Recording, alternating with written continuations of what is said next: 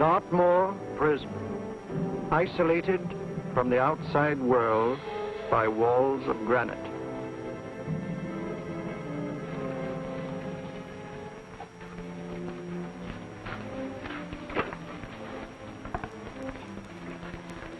They say you could get out of here by merely telling what you know. You may or may not be another Scotland Yard bloke. But I'll give you the same answer I gave the others. I still have 2 years, 8 months, and 6 days left in which to make musical boxes. That'll be sold at auction for the benefit of this delightful sanctuary. And I intend to serve them.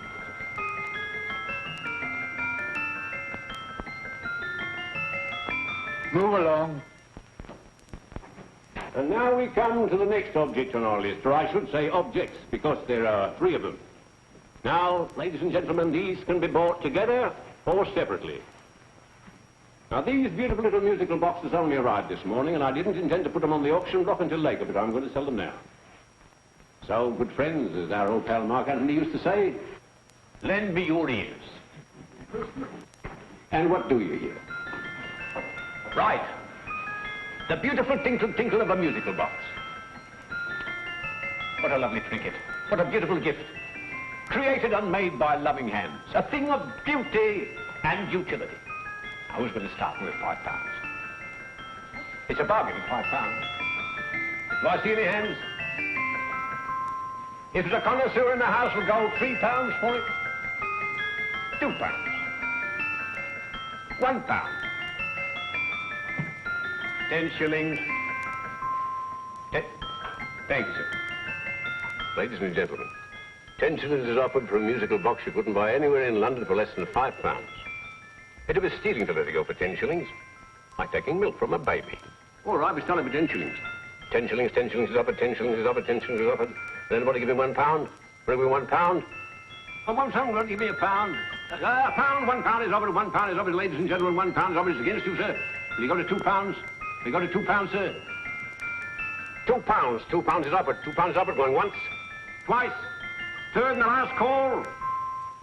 Sold to the gentleman for £2. Sorry, my dear.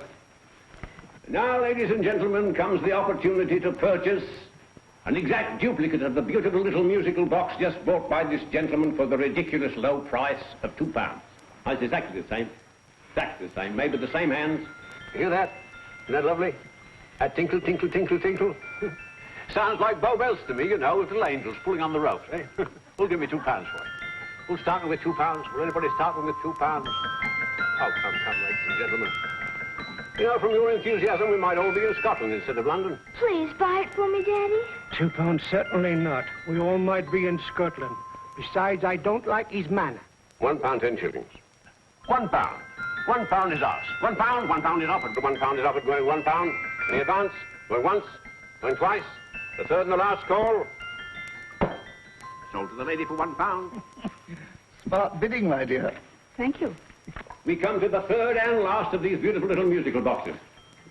Exactly the same. Tinkle, tinkle. Isn't that lovely? Ladies and gentlemen, I don't bring you here to gull you and swindle you. This is the exact replica of those 2 I just sold before.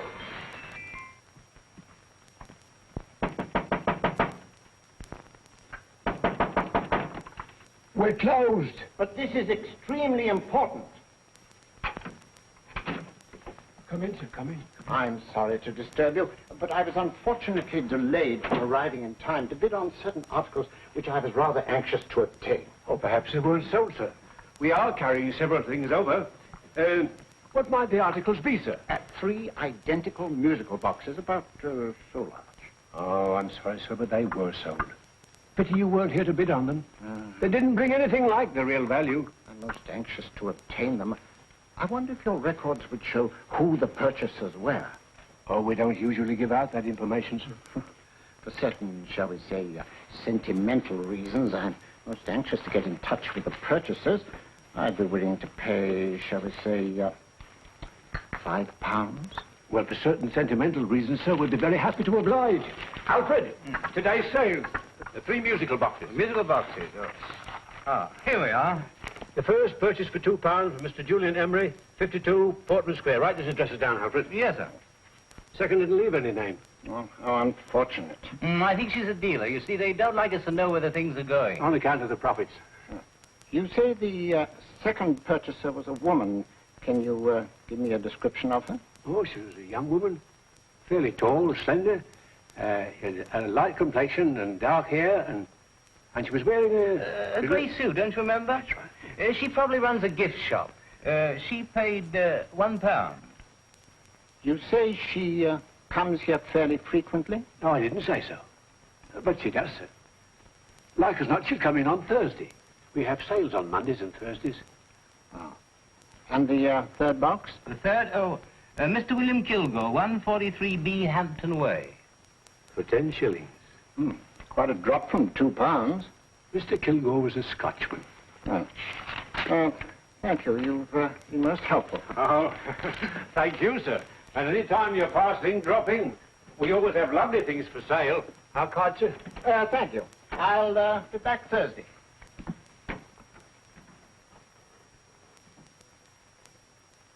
The message reached us too late. Musical boxes are being sold. Well, let's get out of here.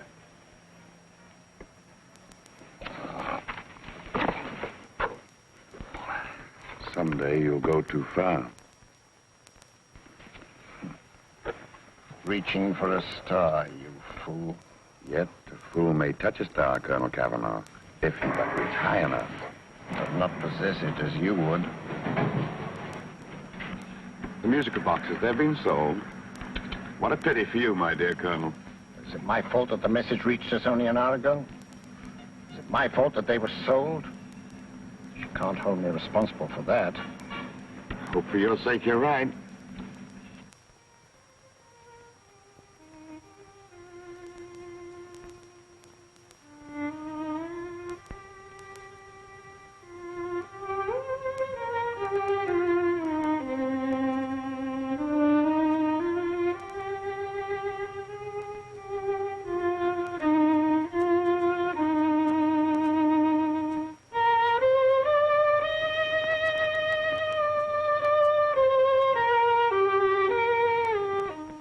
Upon you tonight at 7:45, a gentleman who desires to consult you upon a matter of the very deepest moment. Remember that letter, Holmes? It was written over 2 years ago. An interesting case, devilishly interesting. Irene Adler. What a striking-looking woman from the brief glance I had of her. Seems only yesterday. What charm. What poise, and what a mind. Sharp enough and brilliant enough to outwit the great Sherlock Holmes himself. I take it the new issue of the Strand magazine is out, containing another of your slightly lurid tales. Indeed. What do you call this one? I call it A Scandal in Bohemia. Not a bad title, eh? If you must record my exploits, I do wish you'd put less emphasis on the melodramatic and more on the intellectual issues involved. More on the what do you mean by that? Well, I do hope you've given the woman a soul. She had one, you know. By the woman, I suppose you mean Irene Adler. Yes. I shall always remember her as the woman.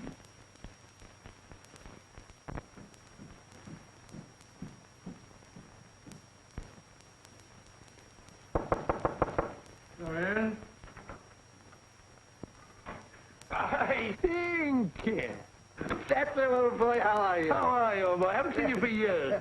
I want you to meet my old friend Sherlock Holmes. Holmes, this is Stinky. In other words, Julian Emery. How do you do, Mr. Emery? Watson has often spoken of you. Oh, has he? Yes, we were at school together. It's more years ago than I care to remember, but you didn't come in here just to remind me of that. No, I just happened to be in the neighborhood and saw your lights burning, so I took the liberty of looking you up. Still writing your mystery stuff? Yes, there's a new one out this week. Good, I never miss them. Oh, good, thanks. I say that bandage makes you look very interesting. Still poking your nose into other people's business as usual? Who hit you? I haven't the foggiest notion. Somebody knocked me on the head in my own living room, and then proceeded to commit the most idiotic burglary you ever heard of. Fellow must have been balmy as a coot. Balmy? Why? Come sit down, old boy. Would you You like a cup of tea? Huh? Oh, all right. I'll go and tell Mrs. Hudson. Yeah. Why do you say the robbery was idiotic, Mr. Emery?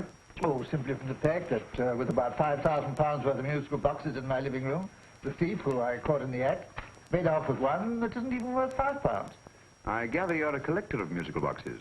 Yes, I am indeed. Some of them very beautiful, but not the one that was stolen. The thief evidently grabbed the first thing that came to his hand when he heard me coming into the room. Still, it's rather odd, isn't it, that having disposed of you, he didn't pick up something more valuable. Was there anything unusual about the stolen box? No, nothing at all. No, I picked it up in the south of France, several years ago. You say you have many valuable music boxes, and yet the thief made off with one that isn't worth £5. Sounds like rather an intriguing little problem. Yes, well, I take it that he was just an ordinary petty thief and didn't know the value. That is a possible explanation, and yet I venture to say that the average petty thief has a more extensive knowledge of the value of objets d'art than the average collector. Well, anyway, that's gotten the odds theory. They didn't get very excited about it. That's consistent anyway. I wonder if I might see your collection, Mr. Emery. Oh, of course you could, yes. Nothing a collector likes more than showing off his trophies. When would it suit you? No time like the present. Good. My place is just round in Portman Square. Shall we? Yes, right. Hello? Where are you going? Stinky hasn't had his tea yet. Oh, I'm sorry. We're going round to my place, where I'm going to give you something better than tea.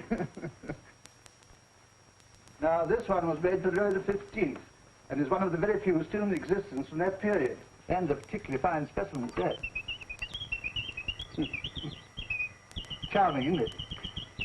Quite. They all sound to me like a lot of mice running about on a tin roof. I'm afraid you have no ear for music, Watson. Give me a good old band playing a rousing march. You have all your silly little tweets.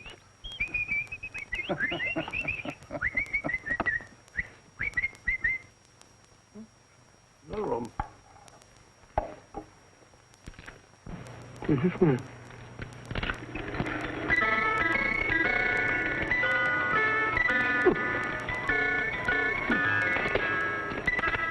Stupid thing.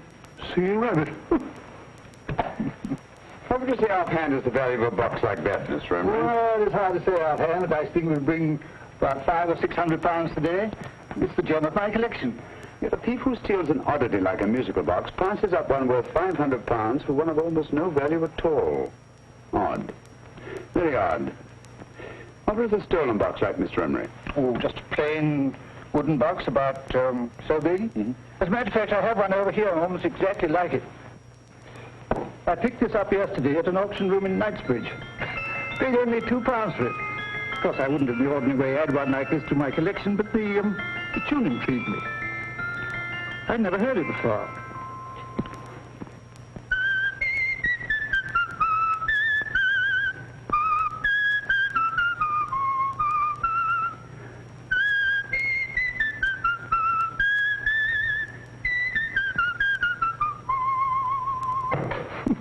You have a remarkable ear for music, Holmes. Rather an unusual melody. Sit down, Holmes. Thanks. You say you bought that box at an auction sale yesterday? Yes, the Gaylord auction rooms in Knightsbridge. Run by old, what's his name? Crabtree. That's the man. At what time was the robbery committed? Oh, about 3 o'clock this morning. You know, Mr. Emery, that box and the robbery might well be cause and effect, especially since you say that the stolen box outwardly resembles this one a great deal. And Scotland Yard were not particularly interested, eh? Oh, yes, but I wouldn't blame them for that, especially as I told them I was quite unable to describe the thief, except, of course, for the fact that it was definitely a man. All you remember is that you came in here and someone struck you on the head. Yes, and the next thing I knew, my man was trying to revive me. It might be wise for you to put that box away somewhere and lock it up. Oh, I don't think that's necessary. Besides, everything's insured.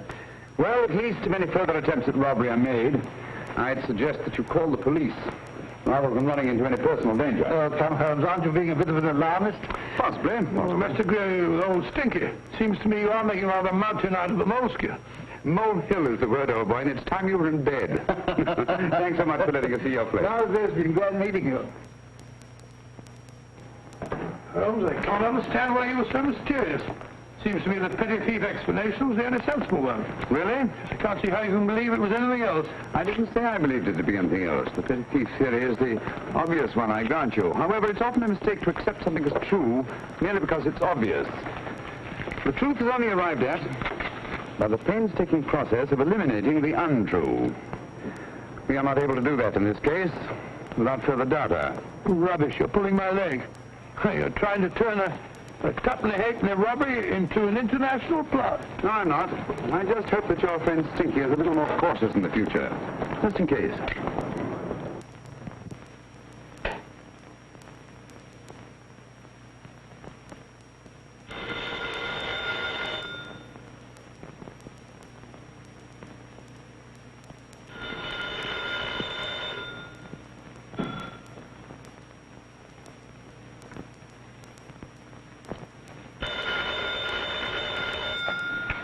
Yeah? Yeah? Julian Emery here. Who? Why, of course I remember you, Mrs. Courtney. Yes. Yes, you're the one bright spot at that appallingly dull affair of Lady Sansa's. Huh? Of course it isn't too late to come around. Yes, I shall be delighted to give you a drink. I tell you what, come straight up and I'll leave the door unlatched. Right, well, 15 minutes? Good. I shall be counting each moment. No, I mean that, really. Right, goodbye.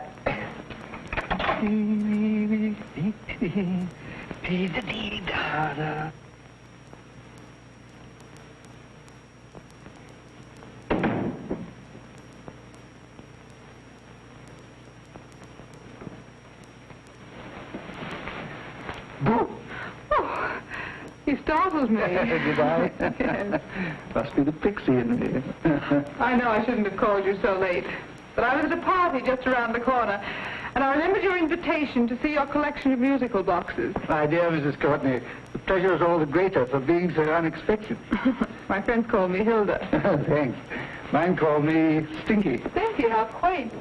Oh, what a perfectly wonderful collection of musical boxes. You know, when you told me you had a collection, I had no idea it was so attractive. Yes. They appeal to the ear as well as to the eye. Oh, what a plain little one. Why, it looks just like a country cousin amid all this grandeur. No. You mustn't underestimate the country cousin. Only last night a burglar broke in here, and with all these to choose from, went off with one very much like it. Really? Yes, I don't mind the loss of the box so much, but I do resent this crack on the skull. But it makes you look so interesting. Oh, do you think so? It's funny, that's what old Fatso said. Fatso? I mean, Dr. Watson. He was here this evening with a friend, Mr. Holmes. He's interested in my collection, too. Sherlock Holmes? Yes. Do you know him? I've heard of him. Yes, he seems to think I'm in some sort of danger. What a haunting tune. It takes me right back to my childhood. Really? You know, it's odd that you should be interested in that particular musical box. Odd? Why? Because Mr. Holmes is also interested in it. He may have been more interested in the tune than in the box. My dear, yes, that's right. I remember now. He whistled it note for note, having heard it only once. Really? He must be a remarkable man. Bit of an alarmist, if you ask me. Don't you believe in warnings? Of course not. Who'd want a box like that? I would. You're not serious. Oh, but I am. Well, you put me in a very awkward position. I'm a collector, you know. And the collector buys but never sells. But if the price were high enough... The price has nothing to do with it. It's the principle of the thing. Yes, well, we haven't had our drink. No, thanks. I must be getting along. Must you really? I'm afraid so. You're not walking out on me, are you? My reputation, Stinky. I say, you know, you are an attractive woman. Thanks.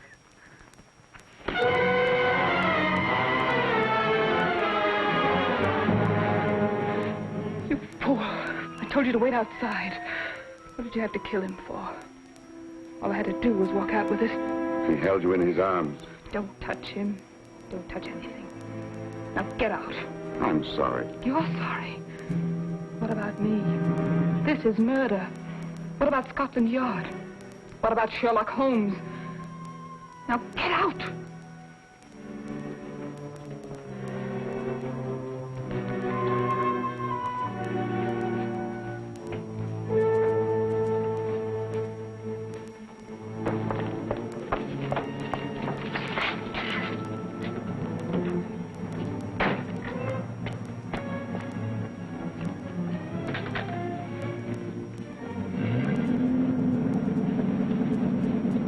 Did you get it?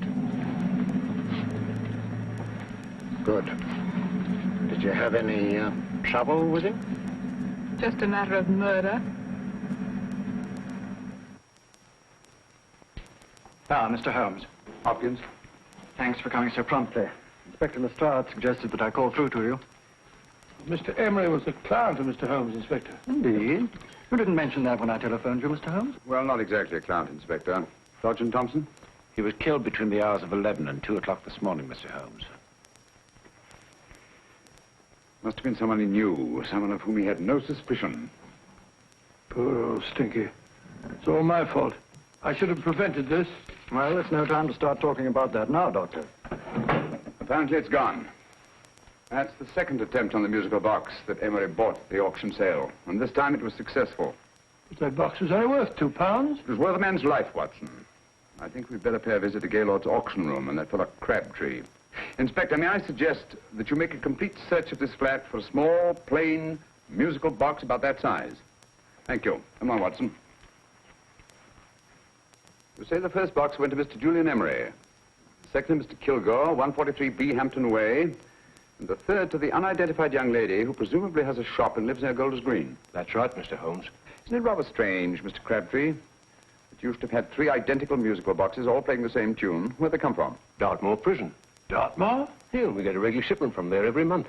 The inmates manufacture them. Well, they make all kinds of things, you know, pipe racks, waste paper baskets, musical boxes. Did you happen to notice if anyone showed any particular interest during the auction in the purchasers of these 3 boxes? Oh, come now, Mr. Crabtree. This is very literally a matter of life and death. Well, since you put it that way, Mr. Holmes, there was a gentleman came in here about an hour after closing time, and he was in an awful state, he was. He gave me £5 to tell him where the boxes had gone to. He said they had a sentimental value for him, sir. Expensive sentiment. Can you describe him? He was tall, distinguished looking, and he had grey hair and a moustache. He was quite a gentleman, sir. What was his reaction when you were unable to supply him with the address of the young lady who owned the shop? I told him the young lady usually come back on Thursday. He said he'd come back on Thursday. Now, that's tomorrow. Thank you, Mr. Crabtree. You've been very helpful. Thank you. Come along, Watson. Where are we going now, Holmes? To the home of Mr. Kilgore, the man who bought the 3rd box.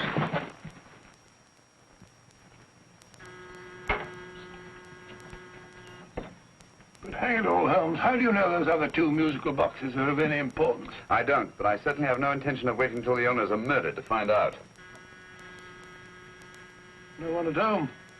I hope that's the explanation. I'll have a look through this window.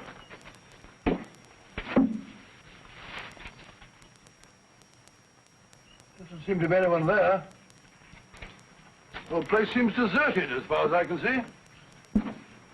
Yes. Mr. and Mrs. Kilgore at home? No. When do you expect them? Oh, in an hour or so. There's no use your hanging about. They don't buy nothing from peddlers. Peddlers? My good woman, this is Mr. Sherlock Holmes. Sherlock Holmes? Oh, go on. Do you mind if we come in and wait? My business is rather urgent. Well, I've got to go out and do my shopping. And I don't know if Mrs. Kilgore'd like any strangers nosing about. Quite all right, I assure you. Well, I've got to be off. You two wait in the parlor. And no smoking either. Mrs. Kilgore says it smells up the house. Funny old girl, Holmes.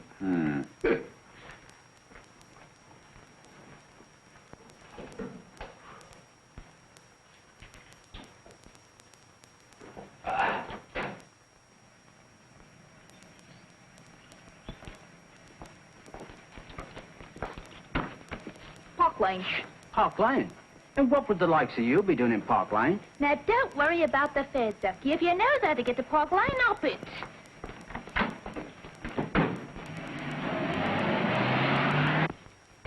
You know, Holmes, I've been thinking. There must have been something hidden in that box of old Stinky's. Stolen jewelry, possibly. What's up, Holmes? Listen. What's just the steam in the water pipes?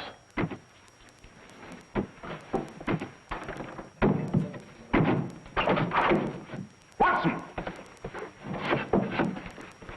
Great Scott! Come on, Holmes. Get on the chair here.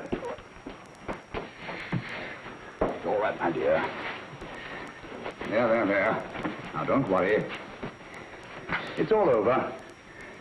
There you are, dear. Don't cry anymore. She tied me up and shut me in the cupboard. I know. She won't come back. Did you show her your new musical box? Yes, she said she wanted to hear it play, and as soon as I showed it to her, she grabbed hold. I know. Now, don't worry, nobody. We'll buy you a new musical box. Yes, my dear, the best one in London. Watson. Oh, what a fool I've been. What do you mean, Holmes? She took the musical box out of this house in that market basket, right under our very noses. Why could the Kilgore charwoman want to take the music box? She isn't a Kilgore charwoman. She's a consummate actress. An extremely clever, unscrupulous woman who will stop at nothing. Take care of the child, will you, Wolf, until our parents get back.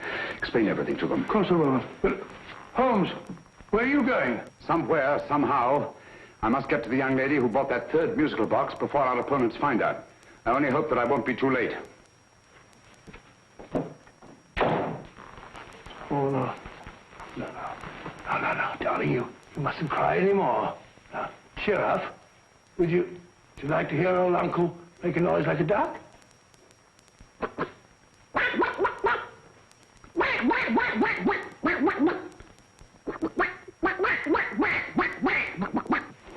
Oh, sorry.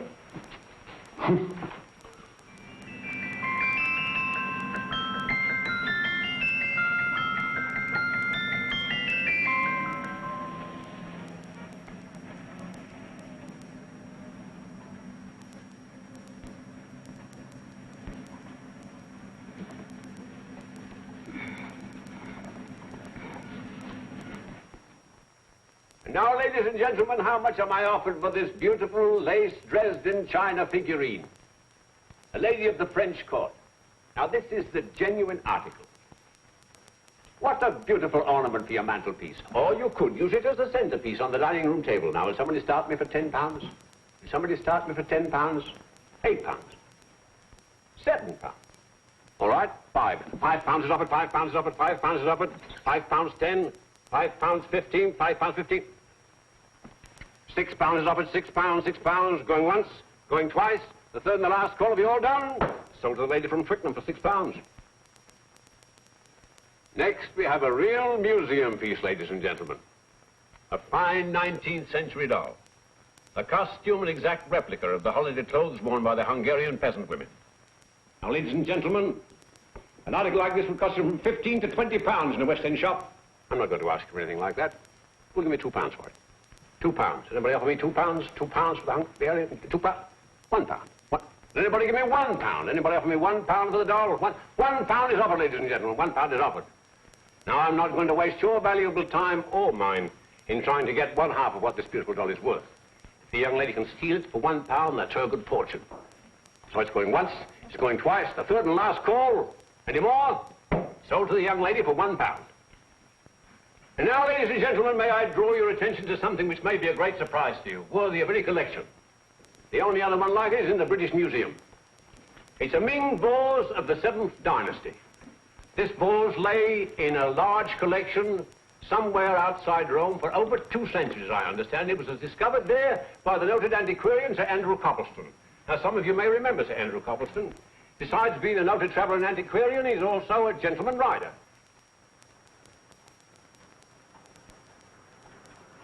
The girl with the parcel in her hand, that's her. Are you sure that's the girl? She fits perfectly the auctioneer's description. Follow her, Hamid.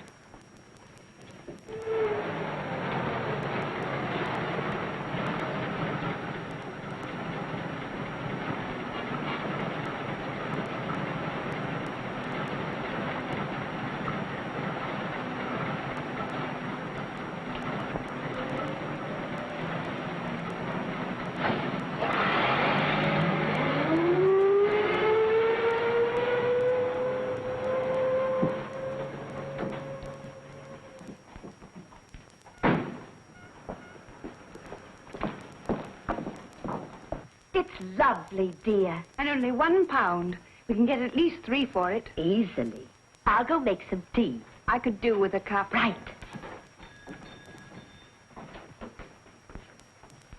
Good afternoon. Good afternoon. I'm looking for a birthday gift for a 7-year-old girl. What would you suggest? We have some lovely dolls. Now, this Hungarian... I think she has enough dolls already. Books are always welcome. Well, I'm looking for something a little different. Oh, that's rather cute. What is it? Well, that's a musical box. Children always love them. And this is an exceptionally nice one. It plays many tunes.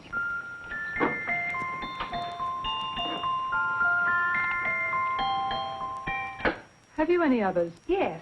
If you'll just step this way. I have only 2 left.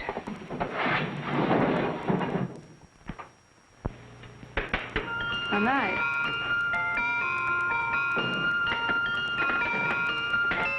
Are you sure this is all you have? I'm sorry. They're rather hard to find, you know. That's our entire allotment. I did have one other, but I sold it earlier this afternoon. But it was only a plain wooden one. It wouldn't have been a very nice gift for a child. Really? Do you happen to know who the purchaser was? Why, yes. He left his card, just in case anyone should inquire for him.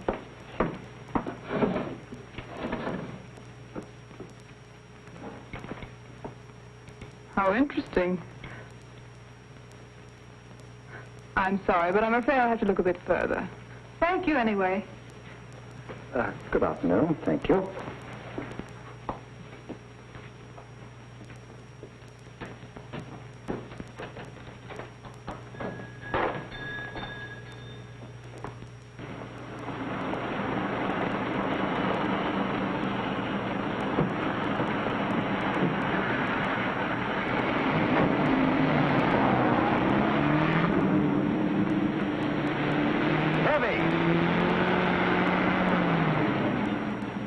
Follow that cab. Here, now, what? Scotland Yard. Off it.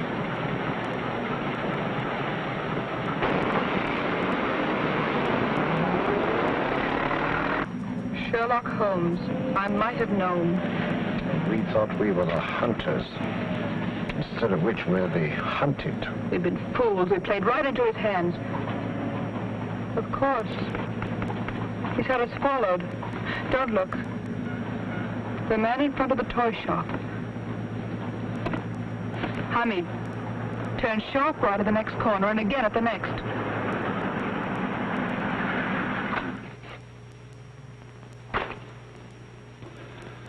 No photograph of her, Commissioner, as I expected. She's not a known criminal. But how do you expect to know if you do find her? After all, she was disguised as a charwoman. Don't worry, old fellow. If I ever see her again, I'll recognize her. Well, it won't be long till we know who they are and from where they operate.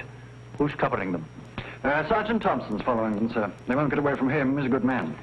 We could have arrested them at Clifford's toy shop if we had any proof. But we know that they killed Emery. Proof, my dear fellow. We must have proof. We've x-rayed it, sir. There's nothing whatever concealed in the box. We'll have a look at the plates.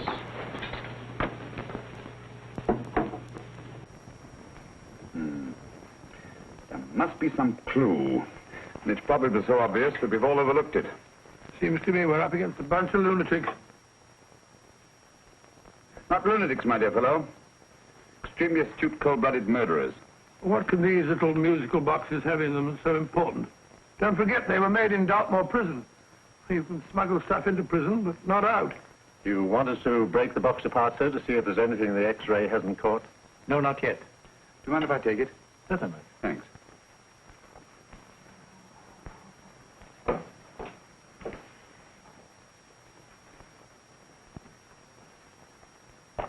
The governor of Dartmoor prison informed us, sir, in answer to Mr. Holmes' question, that all 3 musical boxes were made by the same convict, John Davidson, serving a 7-year term, sir. Davidson? The Bank of England plate. That'll be all. Yes, sir. Now we're getting somewhere. Wait a minute. How did you know about the plates, Mr. Holmes? I'm a student of crime, Inspector. I make it my business to know about such things. And when the name of Davidson was mentioned... Well, who is this fellow Davidson? As long as Mr. Holmes seems to know all about it already, I suppose there's no harm in telling you. 2 years ago in London, there occurred a robbery of such tremendous importance, although the stolen articles themselves have no intrinsic value whatsoever, that the Home Secretary was instrumental in seeing that not a word of it appeared in any newspaper. But you never told me anything about this, Holmes. You were away at the time. Articles of no intrinsic value and yet of such importance? I don't understand. Davidson was apprehended within 15 minutes of committing the theft. But by that time, He'd hidden the articles in question, and they've yet to be found. Before going further, Dr. Watson, I must inform you that this matter is not to be mentioned outside of this room. Of course not. Do I look like a man who'd gossip? Let's not go into that now, old fellow, shall we? Davidson had been employed for years in a position of extreme trust by the engravings department of the Bank of England. The articles he stole were nothing less than a complete duplicate set of plates for printing £5 notes. What? The Bank of England's own plates? Precisely. And with those plates, a gang of crooks could flood England with £5 notes, not forged in the usual sense of the word, but notes undetectable from genuine Bank of England notes in any way whatsoever. Good heavens. Any whisper at all might have resulted in enormous damage in shaking public confidence in the Treasury. We tried everything after we arrested Davidson. Offered him a shorter sentence if he'd tell us where he'd hidden the plates. Why, we even put in Scotland Yard men with him as cellmates, but no result. Obviously, Davidson is a man of strong character and infinite patience.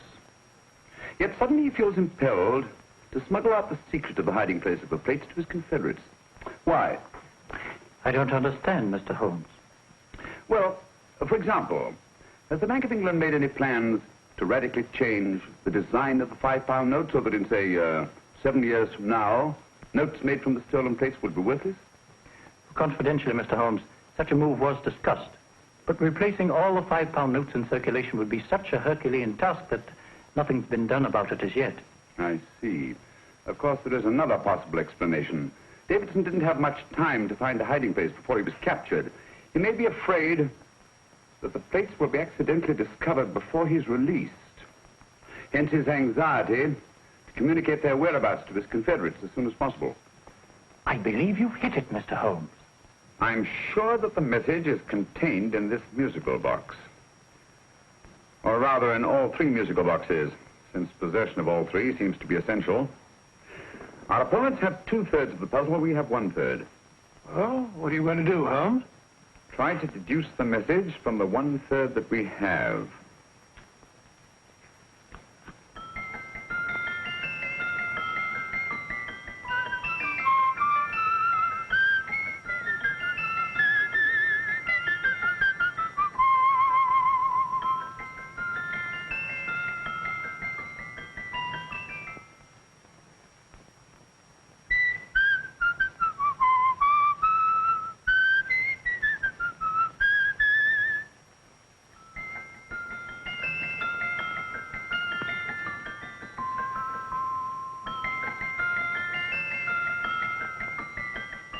It's the same tune as the one played by Emery's musical box.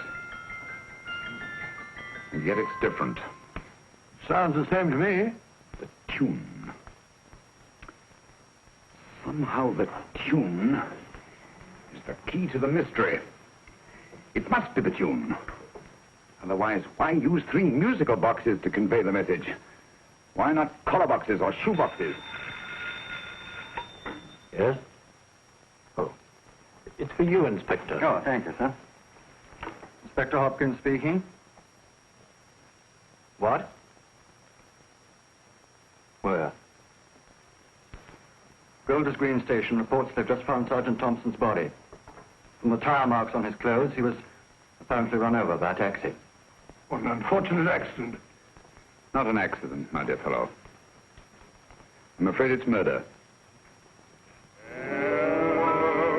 You never know just who you're going to meet when you're walking down a busy London street. Mrs. Orchid, Mrs. Brown, any subject of the crowd. Oh, you never know just who you're going to meet. So you better hold your topper in your hand, just in case you meet a lady on the Strand. Girls will think you're kind of sweet, and your day will be complete. Oh, you never know just who you're going to meet. Now a gentleman is judged by his appearance. Yes, a gentleman is judged by how he talks. Now he's much better off when he's acting like a top, especially if he's taking him a walk. What on earth is this outlandish place? A rendezvous for actors. Actors? Buskers, old boy. You've seen them 1,000 times. Actors who entertain the queues, waiting outside theaters. You're gonna meet when you're walking down a busy London street. So you better wear your best, know the time to look your best, 'cause you never know who you're gonna meet. Oh, you better keep your manners right in view. Just in case the lie you give the how you do. Keep your trousers in a pleat, shine your shoes and keep them neat, 'cause you never know just who you're gonna be. Blimey. Mr. Holmes. How are you, Joe? Never met him. And yourself? Fine, thank you. I want you to meet a friend of mine, Dr. Watson, Joe's sister. Oh, well, any friend of Mr. Holmes is a friend of mine. Hi, Joe. He did me a good turn once that I'll never forget. Yes, I cleared Joe of a most unpleasant charge. Murder, no less. Oh, really? By proving to the satisfaction of the police that he was busy at the time blowing open someone's safe. That's right, Governor. Good gracious me. Joe, now you can help me. Come on, buzz off, buzz off. Come on, off it, off it. Can't a gentleman have some peace and quiet around here? And you too. There you are, Mr. Holmes. Now we can have some peace and quiet around here. Thank you, Joe. There's £5 in this for you. Well, I wouldn't want to take it on myself, sir, but I can get somebody to do it for you for half of that. You don't know what the job is yet. For £5? Murder, ain't it? What? No, Joe, not murder, just music. I want you to identify a song for me. Oh, there ain't a song that's been written that I don't know. That's why I came to you. Of course, the violin is more my instrument, but, oh, well, here we go. Now listen to this, Joe.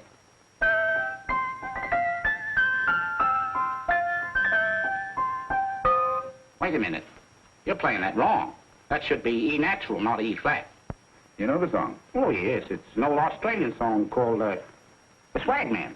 But you're playing it all wrong. That's what I hoped you'd say. Now listen again, Joe.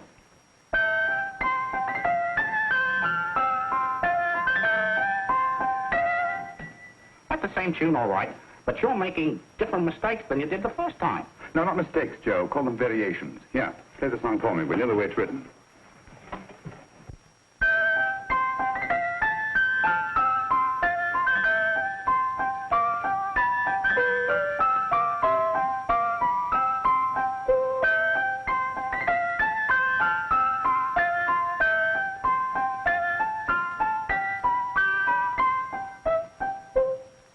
Yeah. Thank you, Joe. What's it mean, Holmes? You onto something? Perhaps. I don't know yet. It's probably a code of some sort. Joe? Could you write the song down for me? The way it was originally written? Oh, sure, Mr. Holmes. But it'll take a few minutes. Mm-hmm. Here, ladle. Pale ale. Come on, off to it. Along with it.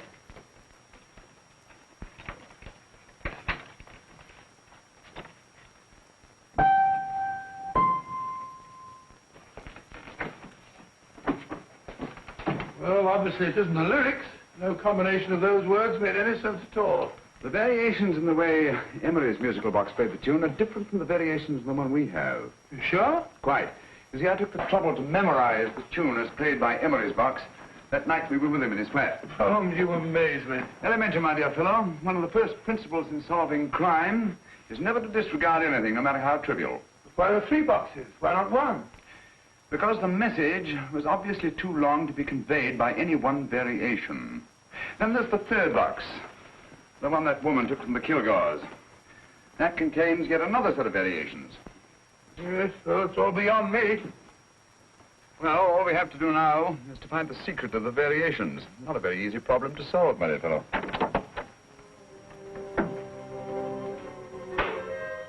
Hello. What's up? We've had company.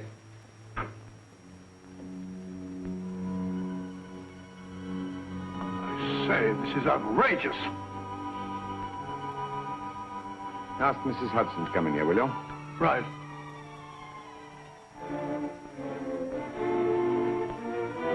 Mrs. Hudson? Yes? Oh, there you are. Will you come up here at once, please? Oh, coming, sir.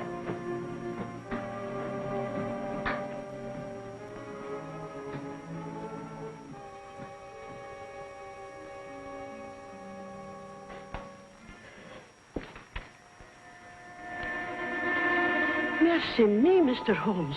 What has happened? Who called while we were out, Mrs. Hudson? Just a young lady.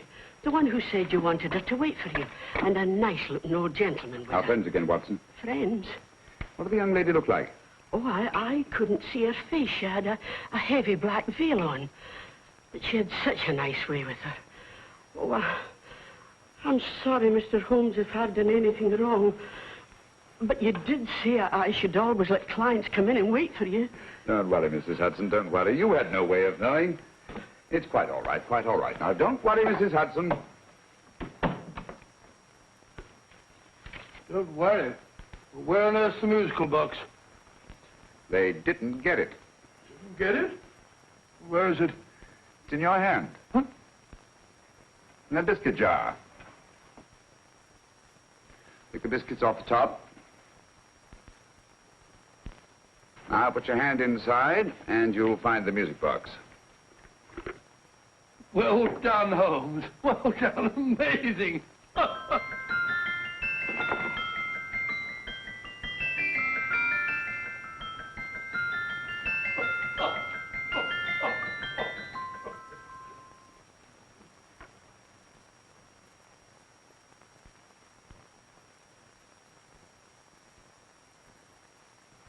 Whew. Nice fresh smell. Like a pub after closing time.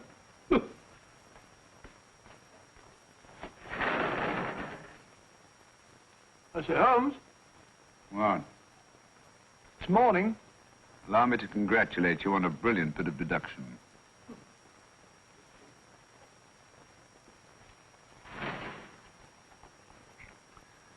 It's not a transposition, not a polygraph transposition, not a trigraph, nor any known form of decoding.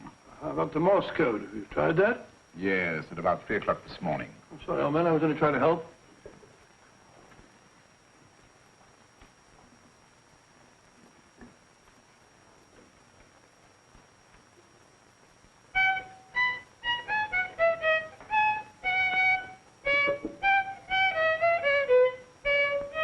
Oh, do me a favor. Not again. Must have heard that thing 1,000 times. Kept me awake all night.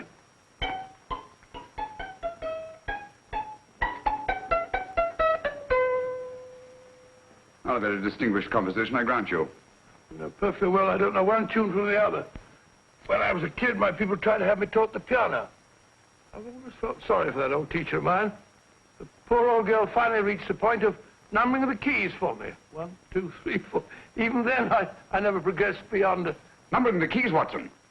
The 19th key of the keyboard is the 19th letter of the alphabet. S. Here. Write it down when I give it to you, old fellow, will you? The first altered note. Write S first.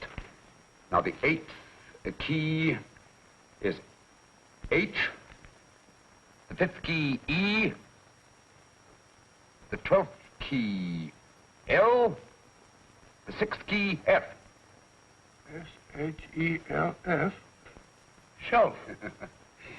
Your piano lessons were not in vain, old fellow. You've solved it. Thank you. Thanks, old bean. Hold it.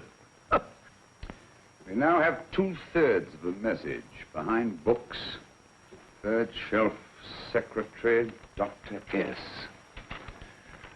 Presumably, these are the first and second portions of the message. And this gang has the first and third parts of it. Precisely. Then it's a stalemate? Yes, Commissioner, but we can't leave it like that. There's no doubt in my mind that they'll try to secure our third of the message that's missing.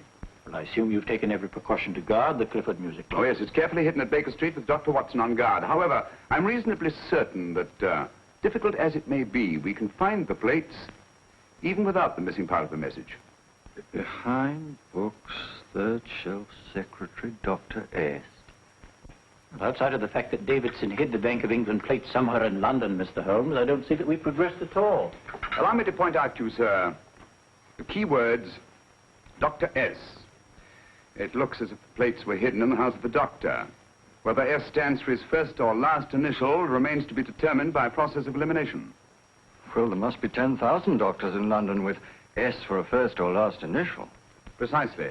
And every one of them will have to be questioned in person. That's why I say this is a task for Scotland Yard. It's a task, all right. But Scotland Yard has searched worse haystacks and found the needle. Well, for the time being, I'll leave the matter in your hands, gentlemen. We'll call you if and when we get a lead on our mysterious Dr. S. In the meantime, I intend to follow up a little clue concerning a cigarette.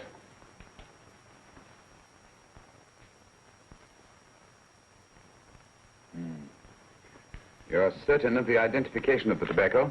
Absolutely. I have made up this special blend for only 3 customers. It is almost pure Egyptian, with admixture of latakia for added body, and a pinch of perique. Merely a whisper, as one might say, for elusive fragrance. Yes, yes. And the 3 customers? Major Wilson in Bombay, India. Mrs. Catherine Leamington Smith in Ireland. Yes, and the 3rd? Mrs. Hilda Courtney of Park Mansions, Bryanston Square. Thank you. Thank you very much. You've been most helpful. It is a pleasure to have been of service, Mr. Holmes.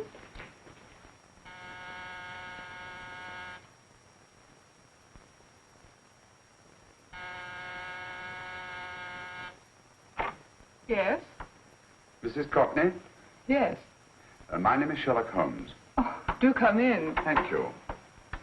I've heard of you, of course, Mr. Holmes. I believe we have a mutual friend in Sir Edward Brookdale. He's spoken to me of you quite often. Indeed. And to what good fortune am I indebted for this visit? I think you know Mrs. Courtney. Well, I did get a summons for speeding last week. But outside of that, I don't think I'm of any interest to the police. Oh, come now, Mrs. Courtney. You seem to forget that you and I have met before. I'm sorry. I'm sure I would have remembered meeting the great Sherlock Holmes. Please sit down. Thank you. You say we met before. Yes. At the home of Mr. and Mrs. Kilgore, 143B Hampton Road. Kilgore? I don't think I know anyone of that name. Well, I didn't say you knew them. As a matter of fact, you called on them when they were out. I don't understand, Mr. Holmes. Really? And you were dressed rather differently. Indeed. Cigarette? Thank you.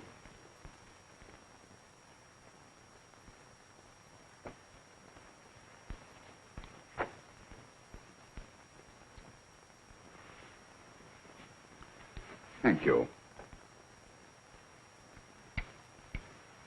You know, Mrs. Courtney, people generally forget, in assuming a disguise, that the shape of the ear is an almost infallible means of recognition and identification to the trained eye. Evidently, you've mistaken me for someone else. Oh, no, not at all. Though naturally, I expected your denial. But when you paid your visit to my rooms at Baker Street, you carelessly left behind another identification. They're, identical, aren't they? Yes, I must admit they are. You see, Mr. Holmes, to catch one as clever as you, I had to use a very special lure. I knew you'd be unable to resist the bait of my cigarette, having read with great interest your monograph on the ashes of 140 different varieties of tobacco. I should advise you not to move, Mr. Holmes. I must congratulate you on your ingenuity, Mrs. Courtney. It was indeed a brilliantly designed trap. Thank you, Mr. Holmes. Praise from a master is indeed gratifying. I shall always cherish the memory of your flattering words. Memory? Precisely. I'm afraid these gentlemen have a most regrettable task to perform. Unless, of course, you care to turn over the missing musical box with your pledge to take no action against us in the future. I'm afraid that will be impossible. I thought that would be your answer. Hamid! Careful! Careful. There's no need to be unnecessarily rough with our distinguished guest. You realize, Mr. Holmes, that your demise will not take place here. The corpus delicti, you know. Well, naturally. Shall we go? It's so fearfully awkward having a dead body lying about. Don't you agree, Mr. Holmes? Another dead body shouldn't weigh too heavily on your conscience, Mrs. Courtney.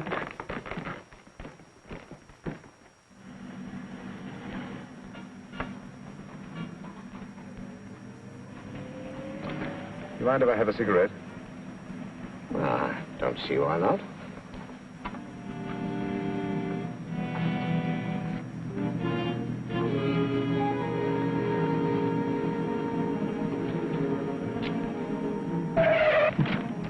Be careful, Hamid. It's the brakes, they bind. Thank you, Colonel Kavanagh. It's very considerate of you.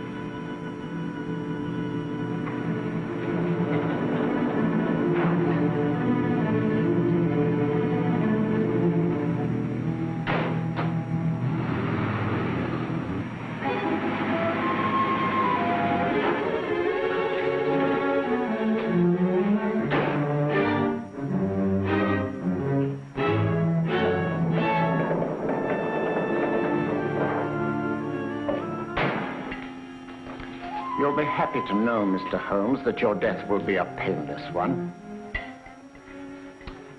Hamid, attach this to the motor of the taxi.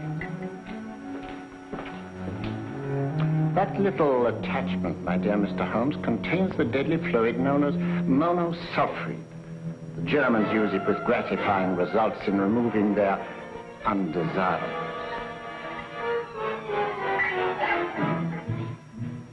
Start the motor.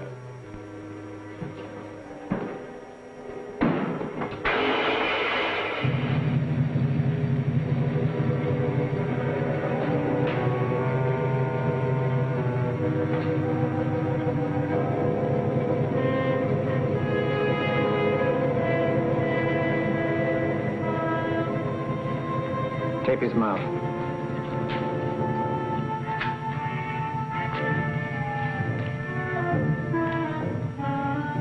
Now, up with him, Hamid.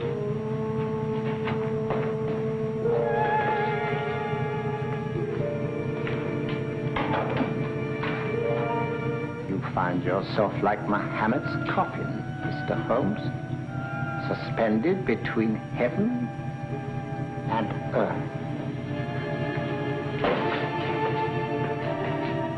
Plenty of fuel in the tank? Good. It would be too bad to have anything go wrong through so simple an oversight.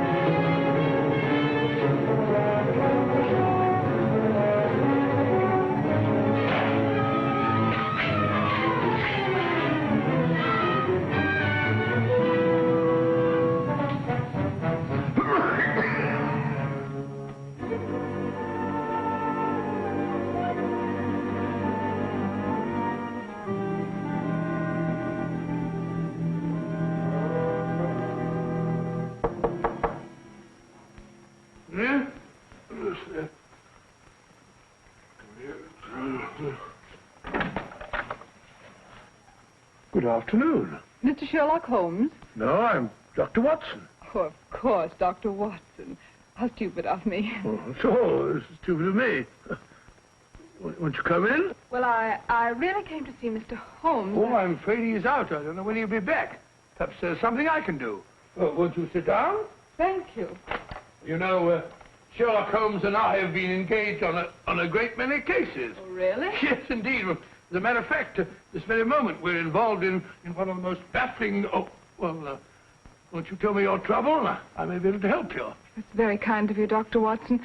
Perhaps if I wouldn't be imposing too much. Imposing? Oh, there's no imposition. No imposition at all. A pleasure, I assure you. Now, tell me all about it, Miss Williams. Mrs. Williams. I live in Surrey, Dr. Watson, and I've come up to London in sheer desperation. My only sister has disappeared, and the local police seem utterly unable to find her. Well, Holmes and I solved a case exactly like that once. Very interesting as far as I remember. I call it the adventure of the solitary cyclist. Oh, sorry. Now I come to think of it, it wasn't so very similar. Entirely different. I don't think what I was saying. Where were we? She's only 17, Dr. Watson, and until she disappeared last Thursday, she seemed to be in the best of spirits. Well, possibly a romantic entanglement? Oh, no, nothing of the sort. She left no note, didn't even pack a bag, no explanation. She just started to walk to the village from our house in broad daylight and simply vanished from the face of the earth. Oh, there. Might I have a glass of water? Glass of water. Have one in 1 minute.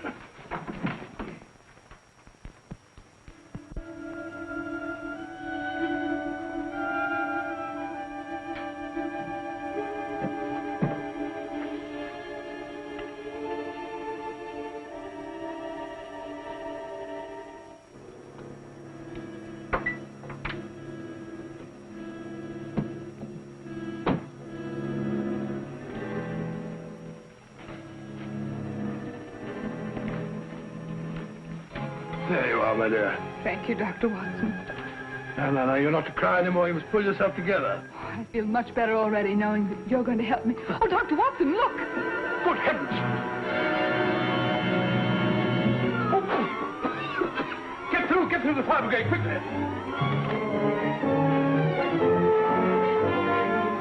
Haven't you a fire extinguisher? By George, we have in the kitchen.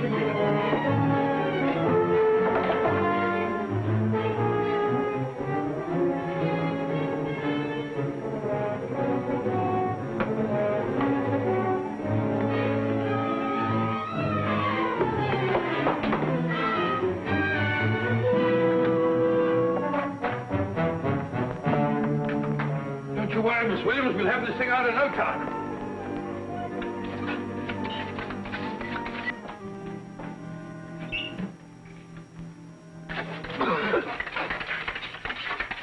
That's got it. It's there. Well, you see, there was no need for the fire brigade after all. I hope you weren't too frightened, Miss Williams. Oh, gone. That's the trouble with women. They always lose their heads in an emergency. Well...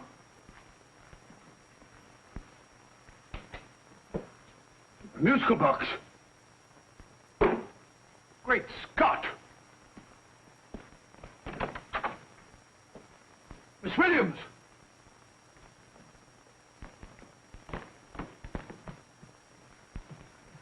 Well? Good. And Holmes? By now, Mr. Holmes has no doubt exchanged his violin for a harp. Always assuming that heaven is his destination. And now that we have the missing musical box...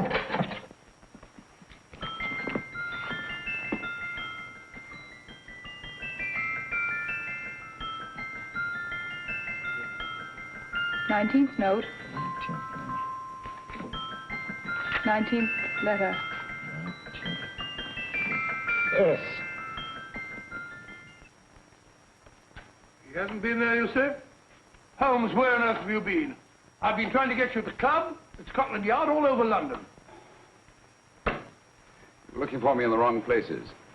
Holmes, terrible things happened. I've been duped. That woman, she made a complete fool of me. Oh, what do you mean? Well, she came here, let off a smoke bomb. I thought the whole place was on fire, and my first thought was to save the musical box. No need to say any more. She has the box. Yes. Don't blame yourself too much, old fellow. She's an extremely clever antagonist. Smoke bomb, you said? Well, you can console yourself with the thought that your charming friend is at least a reader of yours. What do you mean? If I remember correctly, you wrote about my little experiment with smoke and the cry of fire in a story you entitled A Scandal in Bohemia, which has just appeared in the Strand magazine. All right, old boy. Don't rub it in. Well, it may cheer you up to know that you made a fool of me, too. That cigarette stub was planted here for one express purpose. We're going to bandaging around this place. Bandaging? What's the matter, Holmes? You hurt? Explanations will have to wait until later. At the moment, we're faced with a problem which I fear is insurmountable. Come over here, old boy, will you? Right. Our opponents are in possession of all three parts of the code. And here are we, while the Bank of England plates pass into their possession. Cheer up, old fellow, cheer up. As Dr. Samuel Johnson once said, there's no problem the mind of man can set that the mind of man cannot solve. What's that, old fellow? I was just quoting Dr. Samuel Johnson. He said there is Thank you, Watson. Thank you. Leaving the front reception room, we come into the main hall, where Dr. Johnson was in the habit of passing through to have his meager meals in the dining room opposite, in company with his friend and biographer, James Boswell. We will now pass up the stairway, which remains in its natural wood finish, just as it was when the good doctor was here. The framed etching on the wall is believed to have been presented to Dr. Johnson by the distinguished painter, Sir Joshua Reynolds. I've been told here that that picture was given in by Mrs. Thrale, and it's definitely not a Reynolds. Is that important, my dear? Oh, I'm sorry.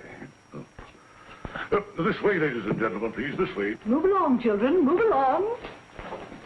The secretary's not on this floor. Patience, Hamid. I've a feeling My that... dear Colonel, with Sherlock Holmes out of the way, what could go wrong?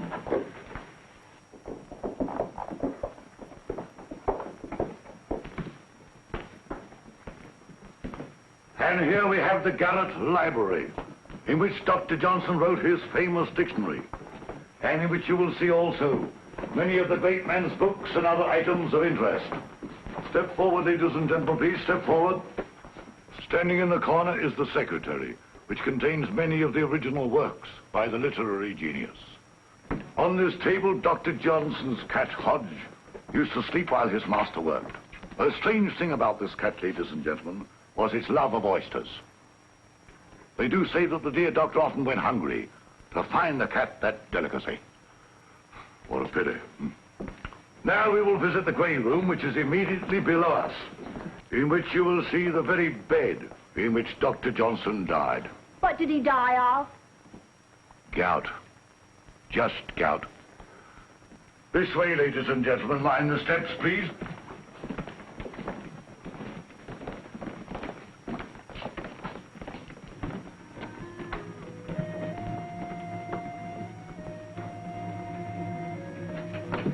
Your keys.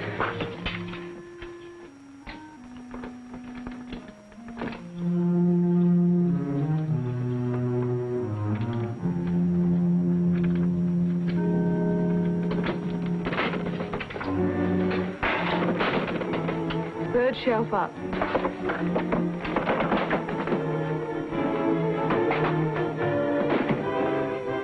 The knife.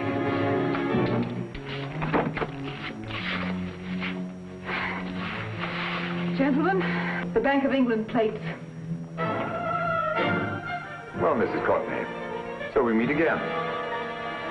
No, I shouldn't do that if I were you, Colonel Cavanaugh. I must congratulate you, Mr. Holmes. You're far more clever than I thought. Thank you, Mrs. Courtney. Praise from you is indeed gratifying. I shall always cherish the memory of your flattering words. Memory? Oh, thank you. And now I have a most regrettable task to perform.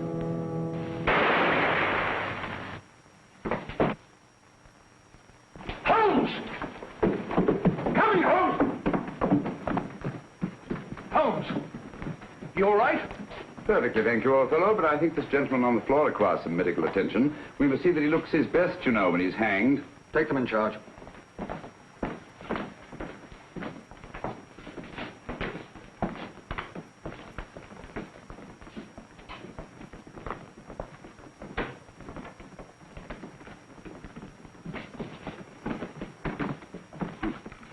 A brilliant antagonist.